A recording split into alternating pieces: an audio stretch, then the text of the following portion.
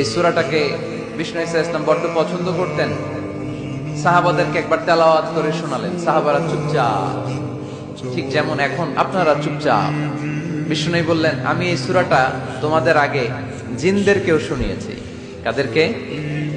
দুইটা kind, mankind, জিন kind, মানব জাতি আর জিন জাতি। ওমা খালাকতুল জিন্না ওয়াল ইনসা ইল্লা লিয়াবুদুন। আমি মানুষ আর জিন জাতিকে সৃষ্টি করেছি অনলি ফর ওরশিপিং মি, আমার ইবাদতের জন্য। বিশ্বনবী সাহাবাদেরকে তেলাওয়াত করে শোনালেন, দেখলেন যে সাহাবারা চুপচাপ, কথা বলে না। আল্লাহর হাবিব বললেন, তোমাদের আগে জিনদেরকে যখন শুনিয়েছি তারা চুপচাপ ছিল না। তারা যতবার আমি ফাবি আইহি আলা রাব্বিকুমা তুকাযিবান পড়েছি, এই আয়াতের পরে তারা উত্তর দিয়েছে। কি উত্তর দিয়েছে? যেহেতু ফাবি আইহি আলা রাব্বিকুমা তুকাযিবান অর্থ হচ্ছে, এই মানব জাতি আর জিন জাতি, আমি আল্লাহর কোন নিয়ামতকে তুই অস্বীকার করবি? কোন নিয়ামতকে অস্বীকার করবি?